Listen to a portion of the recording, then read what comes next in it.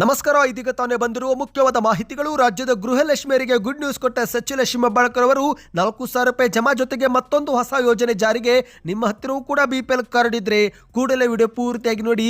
ನಿಮ್ಮ BPL card ರದ್ದಾಗುತ್ತೋ ಆಗೋದಿಲ್ಲವೋ, ನೀವೇನು ಮಾಡಬೇಕು ಎಂಬ ಮಾಹಿತಿ ಬಂದಿದೆ. ಇನ್ನು ರೈತರಿಗೆ ಪಿಎಂ ಕಿಸಾನ್ ಸಮ್ಮಾನ್ ನಿಧಿ ಯೋಜನೆಯ 21ನೇ ಕಂತಿನ ಹಣ ಜಮಾ ಆಗುವ ಬಗ್ಗೆ ಒಂದು ಮುಖ್ಯವಾದ ಮಾಹಿತಿ. ಇದೇ ಮಧ್ಯೆ ಸೈಬರ್ ಕಳ್ಳರು ರೈತರ ಬ್ಯಾಂಕ್ ಖಾತೆಗಳ ಮೇಲೆ ಕಣ್ಣು ಇಟ್ಟಿದ್ದಾರೆ.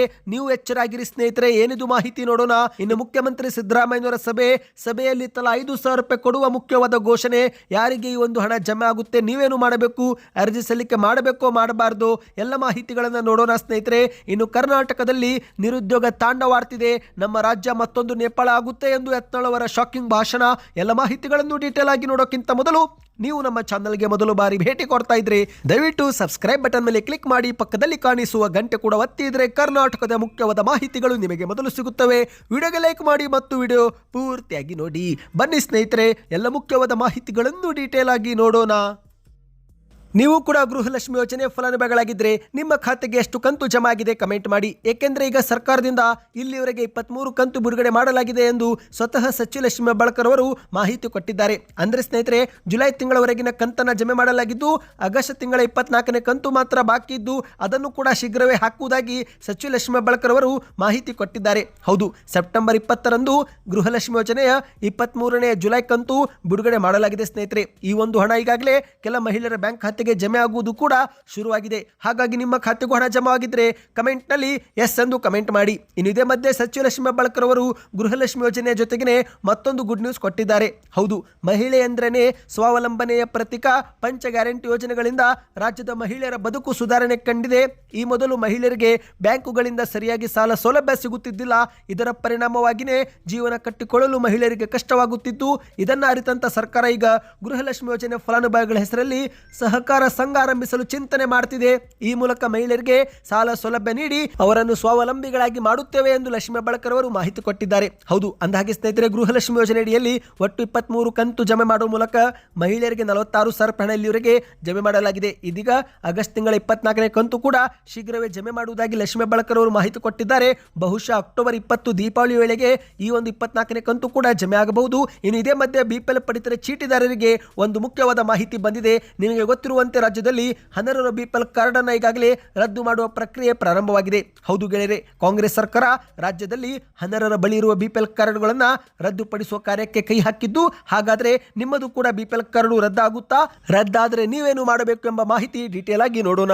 ಹೌದು, ಸಾಮಾನ್ಯವಾಗಿ ಬಡತನ ರೇಖೆಗಿಂತ ಕೆಳಗಿನವರಿಗೆ ಮಾತ್ರ ಬಿಪಿಎಲ್ ಕಾರ್ಡ್ ಕೊಡಲಾಗುತ್ತೆ. ಆದರೆ ಇಂದು ಕರ್ನಾಟಕದಲ್ಲಿ ಅನರ್ಹರಾಗಿದ್ದರೂ ಕೂಡ ಎಷ್ಟೋ ಜನರು ಬಿಪಿಎಲ್ ಕಾರ್ಡ್ ಪಡೆದುಕೊಂಡಿದ್ದಾರೆ. ಹೌದು, ಅರ್ಹರಲ್ಲದವರು ಕೂಡ ಬಿಪಿಎಲ್ ಕಾರ್ಡ್ ಪಡೆದು ಅರ್ಹರ ಅನ್ನವನ್ನು ಕಿತ್ತುಕೊಳ್ಳುವ ಕೆಲಸ ಮಾಡುತ್ತಿದ್ದು, ಅದಕ್ಕಾಗಿ ಇದೀಗ ಅನರ್ಹರ ಬಿಪಿಎಲ್ ಕಾರ್ಡ್ಗಳನ್ನು ಕಿತ್ತುಕೊಳ್ಳುವ ಕೆಲಸ ರಾಜ್ಯ ಸರ್ಕಾರ ಮಾಡುತ್ತಿದೆ. ಹಾಗಾದ್ರೆ ಯಾರೆಲ್ಲರ ಬಿಪಿಎಲ್ ಕಾರ್ಡ್ ರದ್ದಾಗುತ್ತೆ ಎಂಬುದನ್ನು ನೋಡುವುದಾದ್ರೆ, ಮೊದಲಿಗೆ ಸ್ನೇಹಿತರೆ, ಕುಟುಂಬದ ವರ್ಷದ ಆದಾಯ 1,20,000ಕ್ಕಿಂತ ಹೆಚ್ಚಿಗೆ ಇದ್ರೆ ಅಂಥವರ ಬಿಪಿಎಲ್ ಕಾರ್ಡ್ ರದ್ದಾಗುವುದು ಮಾತ್ರ ಗ್ಯಾರಂಟಿ. ಅದೇ ರೀತಿ ವೈಟ್ ಬೋರ್ಡ್ನ 4 ಚಕ್ರದ ವಾಹನ ಹೊಂದಿದ್ರೆ, ಆದಾಯ ತೆರಿಗೆ ಪಾವತಿ ಮಾಡುತ್ತಿದ್ರೆ, 3 ಹೆಕ್ಟರ್ಗೂ ಅಧಿಕ ಭೂಮಿ ಹೊಂದಿದ್ರೆ ಮತ್ತು ನಿಮ್ಮದೇ ಆದ ಒಂದು ನಗರ ಪ್ರದೇಶದಲ್ಲಿ ಸ್ವಂತ 1,000 ಚದರ ಅಡಿ ವಿಸ್ತೀರ್ಣದ ಸ್ವಂತ ಮನೆ ಹೊಂದಿದ್ರೂ ಕೂಡ ಈ ಒಂದು ಬಿಪಿಎಲ್ ಕಾರ್ಡ್ ಪಡೆದುಕೊಳ್ಳಲು ನೀವು ಅರ್ಹರಲ್ಲ ಸ್ನೇಹಿತರೆ. ಸರ್ಕಾರಿ ಸೇರಿದಂತೆ ದೊಡ್ಡ ದೊಡ್ಡ ಕಂಪನಿಗಳಲ್ಲಿ ಉದ್ಯೋಗ ಮಾಡುತ್ತಿದ್ರೆ ಬಿಪಿಎಲ್ ಕಾರ್ಡ್ ಪಡೆದುಕೊಳ್ಳಲು ಇನ್ನು ಮುಂದೆ ಸಾಧ್ಯವಾಗೋದಿಲ್ಲ. ಅಂದ ಹಾಗೆ ಸ್ನೇಹಿತರೆ, ಒಂದೊಮ್ಮೆ ನೀವು ಅರ್ಹರಾಗಿದ್ದು ಕೂಡ ಬಿಪಿಎಲ್ ಕಾರ್ಡ್ ರದ್ದಾದ್ರೆ ಅಗತ್ಯ ದಾಖಲೆಗಳ ಜೊತೆಗೆ ಆಹಾರ ಇಲಾಖೆಗೆ ನೇರವಾಗಿಯೇ ಭೇಟಿ ಕೊಟ್ಟು 3 ದಿನದಲ್ಲಿ ನಿಮ್ಮ ಬಿಪಿಎಲ್ ಕಾರ್ಡ್ ಅನ್ನು ನೀವು ವಾಪಸ್ ಪಡೆದುಕೊಳ್ಳಬಹುದು. ಆದರೆ ಒಂದೊಮ್ಮೆ ಅನರ್ಹರಾಗಿದ್ದರೆ ಆಗ ನೀವು ಸರ್ಕಾರಕ್ಕೆ ಒಂದು ನೋಟಿಸ್ಗೆ ಉತ್ತರ ಕೊಡಬೇಕಾಗುತ್ತೆ. ಹೌದು, ಈಗಾಗಲೇ ಸರ್ಕಾರ ನೋಟಿಸ್ ಕೂಡ ಮನೆ ಬಾಗಿಲಿಗೆ ಕಳಿಸ್ತಾ ಇದೆ. ಯಾರೆಲ್ಲರೂ ಅನರ್ಹರಾಗಿದ್ದೀರೋ ಅಂಥವರು ಬಿಪಿಎಲ್ ಕಾರ್ಡ್ ಪಡೆದುಕೊಂಡಿದ್ರೆ ಏಕೆ ಪಡೆದುಕೊಂಡಿದ್ರೆ ಎಂಬ ಒಂದು ಕಾರಣ ಕೇಳಿ ನೋಟಿಸ್ ಕೊಡಲಾಗುತ್ತಿದೆ. ನೋಟಿಸ್ಗೆ ಉತ್ತರ ಕೊಡದಿದ್ರೆ ಆಗ ಕಾನೂನು ಕ್ರಮ ಜೊತೆಗೆ ಇಲ್ಲಿವರೆಗೆ ಪಡೆದುಕೊಂಡಿರುವ ಆಹಾರ ಧಾನ್ಯದ ಮುಕ್ತ ಮಾರುಕಟ್ಟೆ ಬೆಲೆಯಲ್ಲಿ ದಂಡವನ್ನು ನೀವು ಪಾವತಿ ಮಾಡಬೇಕಾಗುತ್ತೆ ಎಂದು ಹೇಳಲಾಗಿದೆ ಸ್ನೇಹಿತರೆ. ಇನ್ನು ಇದೇ ಮಧ್ಯೆ ಒಂದು ಮುಖ್ಯವಾದ ಮಾಹಿತಿ ರೈತರಿಗೆ ಬಂದಿದೆ. ನೀವು ಕೂಡ ರೈತರಾಗಿದ್ದರೆ ವಿಡಿಯೋಗೆ ಲೈಕ್ ಮಾಡ್ತಾ ರೈತ ಎಂದು ಕಮೆಂಟ್ ಮಾಡಿ. ಹೌದು ಸ್ನೇಹಿತರೆ, ಪಿಎಂ ಕಿಸಾನ್ ಸಮ್ಮಾನ್ ನಿಧಿ ಯೋಜನೆ ಮೂಲಕ ರೈತರಿಗೆ ವರ್ಷಕ್ಕೆ 6,000 ರೂಪಾಯಿ ಹಣ ಹಾಕಲಾಗುತ್ತಿದೆ. ಇಲ್ಲಿವರೆಗೆ ದೇಶಾದ್ಯಂತ ರೈತರ ಬ್ಯಾಂಕ್ ಖಾತೆಗಳಿಗೆ 20 ಕಂತು ಜಮೆ ಮಾಡಲಾಗಿದೆ. ಇತ್ತೀಚೆಗೆ ಕೇವಲ 3 ರಾಜ್ಯಗಳಿಗೆ 21 ಕಂತು ಕೂಡ ಬಿಡುಗಡೆ ಮಾಡಲಾಗಿದೆ. ಹೌದು, ಪಂಜಾಬ್, ಹರಿಯಾಣ ಮತ್ತು ಹಿಮಾಚಲ ಪ್ರದೇಶದ ರೈತರಿಗೆ ಆದ್ಯತೆ ಮೇರೆಗೆ ಮುಂಚಿತವಾಗಿಯೇ 21ನೇ ಕಂತು ಬಿಡುಗಡೆ ಮಾಡಲಾಗಿದೆ. ಏಕೆಂದರೆ ಈ 3 ರಾಜ್ಯಗಳಲ್ಲಿ ಮಳೆ, ಭೂಕುಸಿತ ಮತ್ತು ಪ್ರವಾಹದ ಪರಿಸ್ಥಿತಿಯಿಂದ ರೈತರು ನಷ್ಟ ಅನುಭವಿಸುತ್ತಿದ್ದು, ಹಾಗಾಗಿ 21ನೇ ಕಂತನ್ನು ಈ 3 ರಾಜ್ಯಗಳಿಗೆ ಮಾತ್ರ ಜಮೆ ಮಾಡಲಾಗಿದೆ. ಇನ್ನು ಕರ್ನಾಟಕದ ರೈತರಿಗೆ 21ನೇ ಕಂತು ನವೆಂಬರ್ ಅಥವಾ ಡಿಸೆಂಬರ್ ತಿಂಗಳಲ್ಲಿ ಜಮೆ ಆಗುವ ಸಾಧ್ಯತೆ ಇದೆ. ಏಕೆಂದರೆ ಇತ್ತೀಚೆಗೆ ಆಗಸ್ಟ್ 2ರಂದು 20ನೇ ಕಂತು ಬಿಡುಗಡೆ ಮಾಡಲಾಗಿದೆ. ಈಗ ನಿಯಮಾನುಸಾರ 4 ತಿಂಗಳ ಬಳಿಕ 21ನೇ ಕಂತು ಕೂಡ ಜಮೆ ಆಗಲಿದೆ. ಆದರೆ ಇದೇ ಮಧ್ಯೆ ರೈತರ ಬ್ಯಾಂಕ್ ಖಾತೆಗಳಿಗೆ ಸೈಬರ್ ಕಳ್ಳರು ಈಗ ಕಣ್ಣು ಹಾಕಿದ್ದಾರೆ. ಹೌದು, ಸೈಬರ್ ವಂಚಕರು ಹಣ ದೋಚಲು ದಿನಕ್ಕೊಂದು ತಂತ್ರ ರೂಪಿಸುತ್ತಿದ್ದು, ಈಗ ಸರ್ಕಾರಿ ಯೋಜನೆಗಳ ಹೆಸರಲ್ಲಿ ರೈತರ ಬ್ಯಾಂಕ್ ಖಾತೆಗಳಿಗೆ ಕನ್ನ ಹಾಕಲು ಆರಂಭ ಮಾಡಿದ್ದಾರೆ. ಅದರಲ್ಲೂ ವಿಶೇಷವಾಗಿ ಕೇಂದ್ರ ಸರ್ಕಾರದ ಪ್ರಧಾನಮಂತ್ರಿ ಕಿಸಾನ್ ಸಮ್ಮಾನ್ ನಿಧಿ ಯೋಜನೆ ಪಡೆಯುವಂತಹ ರೈತರ ಮೇಲೆ ಕಣ್ಣು ಹಾಕಿದ್ದಾರೆ. ಹೌದು ಗೆಳೆಯರೆ, ಕಿಸಾನ್ ಸಮ್ಮಾನ್ ನಿಧಿ ಯೋಜನೆ ಫಲಾನುಭವಿಗಳ ರೈತರ ವಾಟ್ಸ್ಆಪ್ಗೆ ಸೈಬರ್ ಕಳ್ಳರು ಒಂದು APK ಕಳುಹಿಸಿ ಇನ್ಸ್ಟಾಲ್ ಮಾಡಿಕೊಳ್ಳಿ, KYC ಮಾಡಿಕೊಳ್ಳಿ ಎಂದು ಸೂಚನೆ ಕೊಡುತ್ತಿದ್ದು, ಈ ಒಂದು ಕೆಲಸ ಅಪ್ಪಿತಪ್ಪಿ ಮಾಡಿದರೆ ಆಗ ಬ್ಯಾಂಕ್ ಖಾತೆಯಲ್ಲಿದ್ದ ಎಲ್ಲ ಹಣವನ್ನು ಕೂಡ ಖಾಲಿ ಮಾಡ್ತಾರೆ. ಹೌದು, ವಾಟ್ಸಪ್ನಿಂದ ಬರುವಂತಹ APK ಫೈಲನ್ನು ಕ್ಲಿಕ್ ಮಾಡಬೇಡಿ ಮತ್ತು ಯಾವುದೇ ಒಂದು ಲಿಂಕನ್ನು ನೀವು ಕ್ಲಿಕ್ ಮಾಡಬೇಡಿ ಸ್ನೇಹಿತರೆ. ಹಾಗೇನಾದರೂ ನಿಮಗೆ ವಾಟ್ಸಪ್ನಿಂದ ಏನಾದರೂ ಈ ರೀತಿಯಾದ APK ಬಂದಿದ್ರೆ ಕೂಡಲೇ ನೀವು ಹತ್ತಿರದ ಪೊಲೀಸ್ ಠಾಣೆಗೆ ದೂರು ಕೊಡಬೇಕು. ಈಗಾಗಲೇ ಪೊಲೀಸರು ಈ ಕುರಿತಂತೆ ಜಾಗೃತಿ ಮೂಡಿಸುವ ಕೆಲಸ ಮಾಡ್ತಿದ್ದಾರೆ ಸ್ನೇಹಿತರೆ. ಕೇಂದ್ರ ಸರ್ಕಾರದಿಂದ ಕಿಸಾನ್ ಸಮ್ಮಾನ್ ಕುರಿತಂತೆ ಯಾವುದೇ ಒಂದು ಅಪ್ಲಿಕೇಶನ್ ಇಲ್ಲ.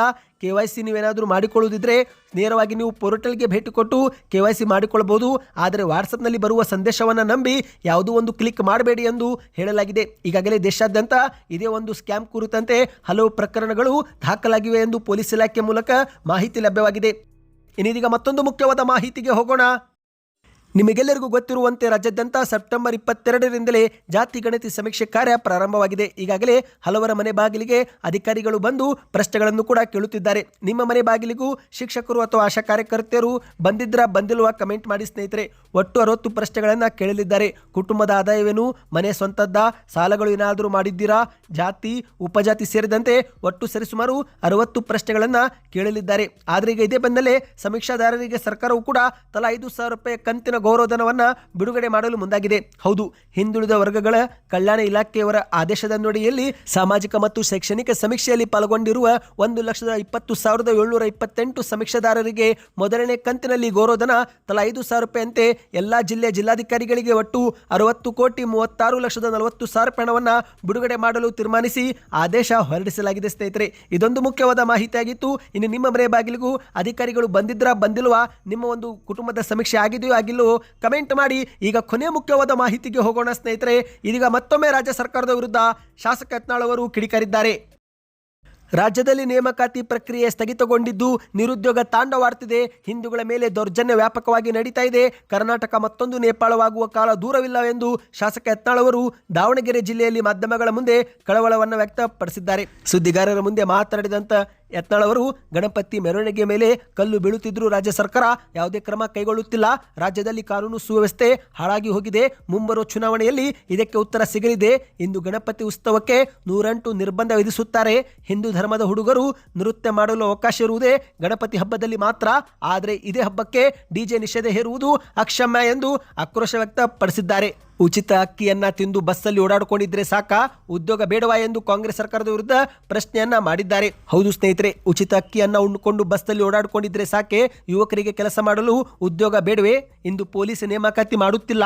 ಧಾರವಾಡದಲ್ಲಿ 100 ಯುವಕರು ರೊಚ್ಚಿಗೆದ್ದಿದ್ದಾರೆ. ಹೀಗೇನೆ ಆದ್ರೆ ಮಂತ್ರಿಗಳ ಮನೆಗೂ ನೇಪಾಳದಂತೆ ಯುವಕರು ದಾಳಿ ಮಾಡುವ ದಿನ ದೂರವಿಲ್ಲ ಎಂದು ಆಕ್ರೋಶವನ್ನು ವ್ಯಕ್ತಪಡಿಸಿದ್ದಾರೆ. ಸದ್ಯಕ್ಕೆ ಎಷ್ಟೇ ಇತ್ತು. ಈ ಎಲ್ಲ ಮಾಹಿತಿ ಇಷ್ಟವೆನಿಸಿದರೆ ವಿಡಿಯೋಗೆ ಲೈಕ್ ಮಾಡಿ. ಮುಂಬರುವ ಮಾಹಿತಿ ಪಡೆಯಲು ಚಾನಲ್ಗೆ ದಯವಿಟ್ಟು ಸಬ್ಸ್ಕ್ರೈಬ್ ಬಟನ್ ಕ್ಲಿಕ್ ಮಾಡಿ.